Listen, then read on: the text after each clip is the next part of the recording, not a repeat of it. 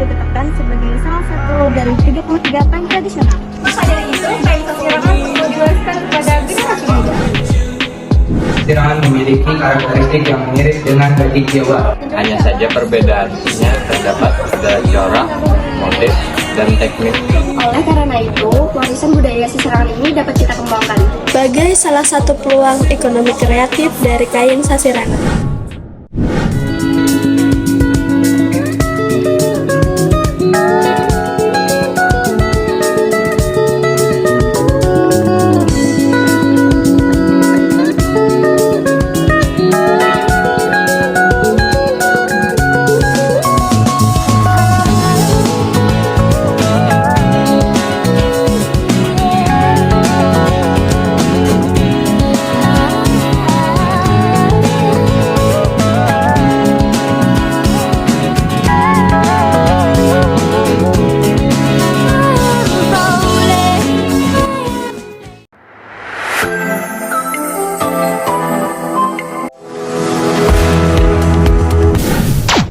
Assalamualaikum warahmatullahi wabarakatuh.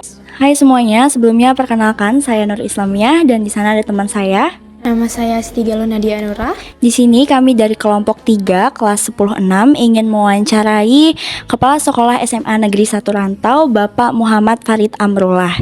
Izin bertanya, Pak, berdasarkan P5 yang telah dilakukan tahun kemarin, itu kan untuk tema kewirausahaannya mengambil topik makanan tradisional. Jadi apa alasan Bapak untuk mengambil topik sasirangan pada P5 tahun ini? Pertama sesuai visi sekolah kita. Ya. Salah satunya kan berkeinginan untuk lulusan kita bermutu dan berdaya saing. Nah, salah satunya seperti itu. Setelah itu juga P5 kan ada dimensinya.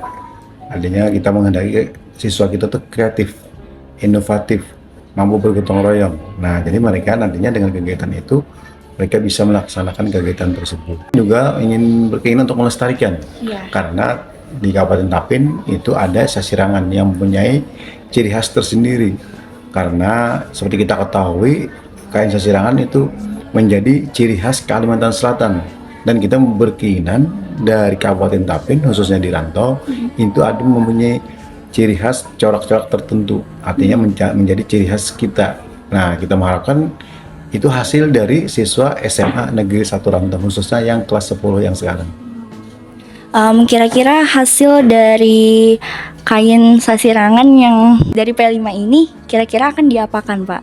Kemarin rencana kita dari sekolah kan kemarin ada kita bermusyawarah, rapat dinas, juga ada keinginan dari kita dan pihak sekolah dan kawan-kawan yang lain berkeinginan kalau itu memang nanti ada menghasilkan corak yang baik, unggulan kita bisa kita jadikan baju seragam sekolah kita. Baiknya nanti bisa kita tawarkan dan bagaimana, yang jelas kita menginginkan mereka itu nantinya terampil untuk membuat kain sasirangan. Insya Allah mudah-mudahan kedepannya mereka mempunyai jiwa entrepreneur, artinya dengan membuat kain sasirangan bisa menghasilkan dana atau menghasilkan uang bagi mereka. Jadi bukan hanya mereka itu mempunyai pengetahuan, mempunyai akhlak mulia, tetapi mempunyai keterampilan, salah satunya dengan membuat kain sasirangan. Menurut Bapak, bagaimana cara melestarikan kain sasirangan ini? Salah satu yang kita kehendaki pelestarian tersebut kan dengan adanya P5, kegiatan P5 di sekolah di SMA Negeri 1 Rantau, itu kita akan melaksanakan pembuatan kain sasirangan. Nah, kita mengharapkan semua siswa SMA Negeri 1 Rantau, khususnya yang kelas 10 dan yang akan datang, itu nanti bisa membuat kain sasirangan. Nah, mereka mempunyai keterampilan. Nah, itu akan menjadi budaya, menjadi bisa mampu melestarikan kain sasirangan yang menjadi khas kita Kabupaten Tapin, khususnya Rantau. Pertanyaan terakhir ya Pak, apa saja peluang ekonomi kreatif yang ada pada kain sasirangan? Nah, peluangnya kan sangat besar. Seperti kita ketahui sekarang kain sasirangan kan sudah bukan hanya dijual di Kalimantan Selatan, cuma sudah sampai ke luar, malah ada yang sampai ke luar negeri. Jadi kalau kita memang nanti bisa menghasilkan corak yang baik, ragam yang baik, warna yang bagus, sesuai dengan apa yang konsumen kehendaki, insya Allah itu bisa meningkatkan taraf kehidupan kita, dan itu menjadi usaha kita. Mudah-mudahan itu menjadi unggulan usaha kita yang untuk yang akan datang. Oke, baik Pak, terima kasih atas waktunya dan kesempatannya. Sekian dari wawancara kami. Wassalamualaikum warahmatullahi wabarakatuh.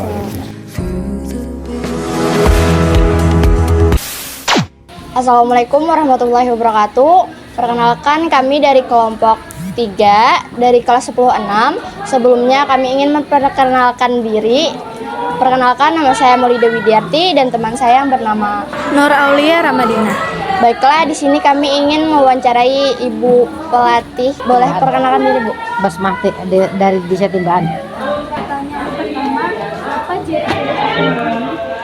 Ciri-ciri sirangan menjahit jelujur, motif. Alat dan langkah-langkah apa saja yang digunakan untuk membuat sasirangan ini? Alatnya gunting, jarum, benang, pendidil, penggaris, spidol. Langkah-langkahnya menggambar, mewarna. Apa perbedaan motif sesirangan Tapin dengan daerah lain? Contohnya desain, motif, dan warna dan pola. Motif Tapin, ciri khas Tapin, atau motif sesirangan lain, motif daerah itu juga kayak itu nah.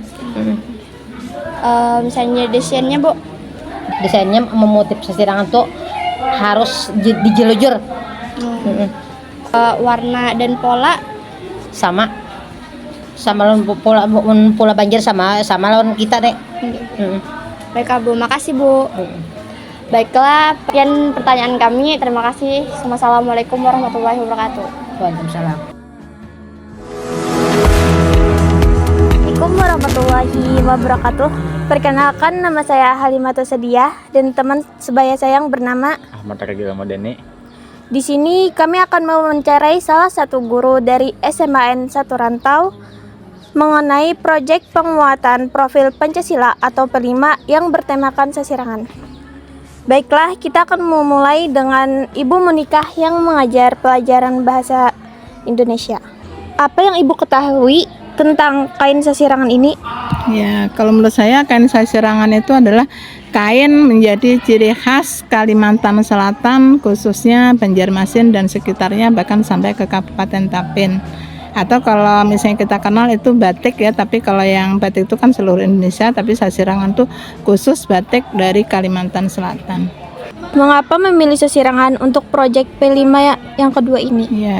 Ya, karena kan sesirangan itu ciri khas Kalimantan Selatan gitu ya. Jadi sebagai orang Kalimantan Selatan ya harus mengetahui, apalagi sebagai generasi muda nanti kan wajib itu kalau misalnya ditanya kain khas Kalimantan Selatan apa gitu. Masa generasi mudanya tidak tahu gitu ya. Jadi harus tahu. Oleh karena itu juga perlu dilestarikan karena memang generasi muda wajib tahu, wajib kenal. Menurut Ibu, bagaimana cara melestarikan sesirangan ini? Ya, karena sesirangan itu merupakan kain khas Kalimantan Selatan, jadi cara melestarikannya kita tidak bisa per pribadi-pribadi ya. Oleh karena itu harus melibatkan semua pihak. Misalnya kalau dari pemerintah, itu pemerintah harus memfasilitasi. Misalnya ada lomba-lomba sasirangan, kemudian memperkenalkan sasirangan itu ke luar negeri, ke mancanegara, atau ada semacam fashion show misalnya gitu ya. Nah itu akhirnya kan secara tidak langsung sasirangan itu akan terkenal karena kan akan ditayangkan misalnya ya. Kemudian juga bisa baik itu secara online maupun offline gitu. Itu yang pertama. Kemudian kalau dari masyarakat, karena pemerintah tadi sudah menghimbau, jadi masyarakat misalnya diminta untuk memakai kain sasirangan misalnya, atau di majelis taklim itu kalau orang Kalimantan harus menggunakan sasirangan misalnya. Kemudian di sekolah juga bisa memfasilitasi, seperti juga di sekolah kita kan ada P5 itu. Nah P5 kebetulan yang kegiatannya hari ini kan membuat sasirangan. Nah, itu salah satu cara bagaimana cara melestarikan sasirangan sehingga siapapun baik mulai yang muda, yang tua itu kenal dengan sasirangan. Nah, kemudian juga sasirangan itu supaya tidak ketinggalan gitu ya.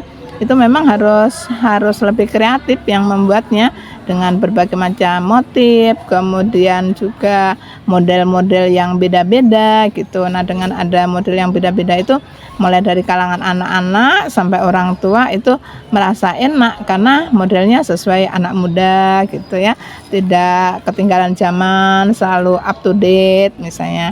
Nah, kalau seperti itu terus Sasirangan bisa mengikuti perkembangan zaman, insya Allah ya akan lestari, itu menurut saya. Gimana Ibu mendapatkan informasi tentang pelatih P5 ini? Oke, untuk pelatih P5 itu dari koordinator P5 sendiri ya, terutama juga dari Wakasek Kurikulum. Menurut Ibu, apakah Sasirangan ini akan berkembang ke depannya? Kalau saya percaya penuh ya, yakin Sasirangan itu akan berkembang karena sekarang ini sudah dikenalkan juga sampai ke mancanegara, bahkan sampai dunia gitu, untuk duta wisata dan sebagainya. Itu semuanya menggunakan kain Sasirangan. Dan yang kenapa saya yakin bahwa Sasirangan itu akan maju, dari motif-motifnya itu kan banyak sekali, tidak ketinggalan gitu dengan batik-batik yang ada di Indonesia. Terima kasih Ibu sudah meluangkan waktunya untuk wawancara hari ini. Iya, sama-sama.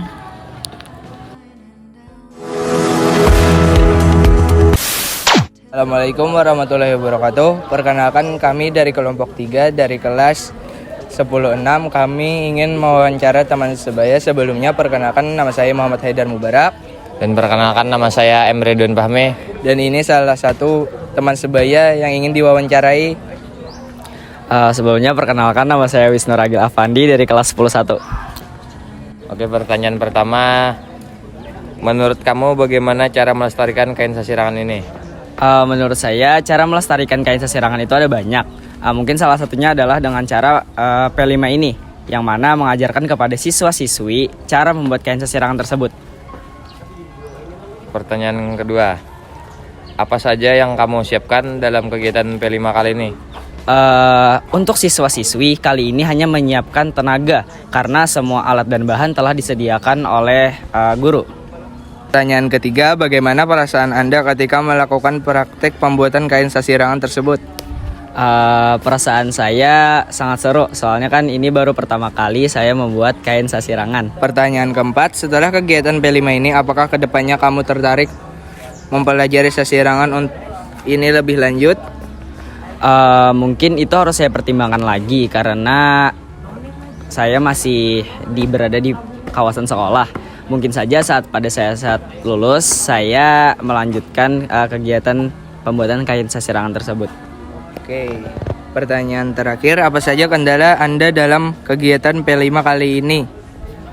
Mungkin salah satu kendala bagi saya adalah pada saat menjahit. Soalnya kan saya jarang menjahit tangan karena kebanyakan saya menjahit di tukang jahit. Sekian wawancara kali ini. Wassalamualaikum warahmatullahi wabarakatuh.